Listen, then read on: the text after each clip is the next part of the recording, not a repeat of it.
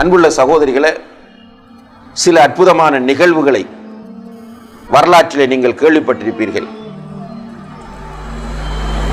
குவைத்திலே நடந்த ஒரு சம்பவம், அதை பல பத்திரிகைகளும் வெளியிட்டன, ஒரு புத்தகம் கூட வந்திருக்கிறது.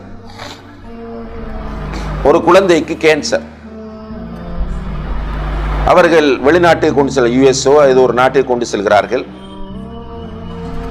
ட்ரீட்மெண்ட் செய்கிறார்கள்.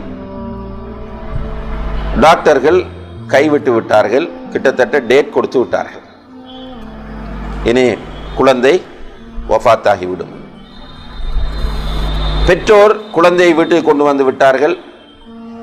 அந்த குழந்தையின் தாய் ஒவ்வொரு நாளும் தஹஜ்ஜத்தில் எழுந்து குழந்தைக்காக வேண்டி துஆ செய்து கொண்டே இருந்தார். ஒரு நாள் அந்த தாய்க்கு ஒரு நல்ல கனவு வருகிறது,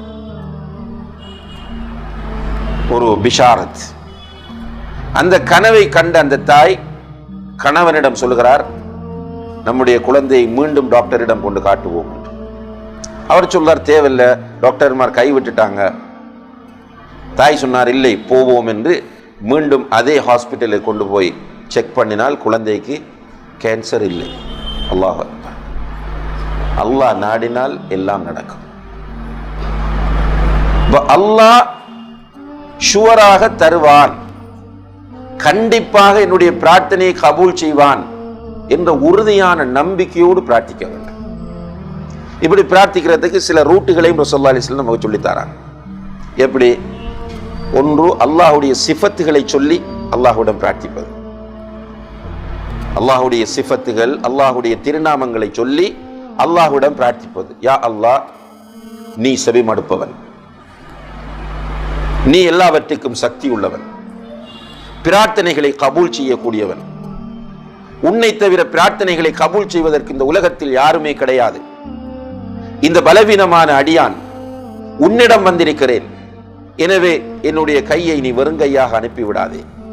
யா அல்லாஹ், உன்னிடத்தில் ஒரு அடியான் தன்னுடைய கைகளை தூக்கிவிட்டால் அந்த கைகளை நீ வெறுங்கையாக அனுப்புவதற்கு வெட்கப்படுபவன். உன்னிடத்திலே நான் செய்த நல்லமல்களை கொண்டு உன்னிடத்திலே மன்றாடி கேட்கிறேன், உன்னுடைய உயர்ந்த திருநாமங்களை கொண்டு உன்னிடம் கேட்கிறேன், உன்னுடைய அழகிய திருநாமங்களை கொண்டு உன்னிடம் கேட்கிறேன், உன்னுடைய உயர்ந்த பண்புகளை கொண்டு உன்னிடம் கேட்கிறேன், என்னுடைய இந்த தேவையை நிறைவேற்றி வைப்பாயாக. இப்படி துஆ செய்தால் இன்னும் அந்த மன ஒருநிலைப்பாடும் அல்லாஹ் பதில் தருவான் என்ற அந்த உறுதியான நம்பிக்கையும் நமக்கு வரும். எனவே அன்புள்ள சகோதர சகோதரிகளே, நீங்கள் லைஃபில் விரக்தி அடைய தேவையில்லை, நம்பிக்கை இழக்க வேண்டாம். உங்களுக்கு நோயா, உங்களுக்கு ஒரு பொருளாதார கஷ்டமா, குடும்ப வாழ்க்கையில் பிரச்சனையா, வாழ்க்கையில் நிம்மதி இல்லையா, கவலைப்படாதீர்கள். நம் எல்லோருக்கும் அல்லாஹ் இருக்கிறான். அவன்தான் நம்மை படைத்தவன். மனிதர்களிடம் போய் கேட்டால் மனிதர் ஒரு தரம் தருவார், 2 தரம் தருவார். 3வது தடவை நீங்கள் செல்லும் போது அவருடைய முகம் மாறிவிடும். ஆனால் ரப்புல் ஆலமீனிடம் நீங்கள் செல்ல செல்ல அவன் மகிழ்ச்சி அடைகிறான். நீங்கள் கேட்காமல் இருக்கும் போதுதான் ரப்புல் ஆலமீன் கோபப்படுகிறான். மல்லம் யஸ்அலில்லாஹ யக்தப் அலைஹி, யார் அல்லாஹ்விடம் பிரார்த்திக்கவில்லையோ அவர் மீது அல்லாஹ் கோபப்படுகிறான் என்று நபிகள் நாயகம் ஸல்லல்லாஹு அலைஹி வஸல்லம் அவர்கள் சொல்கிறார்கள். எனவே நீங்கள் யாரையும் நம்ப தேவையில்லை.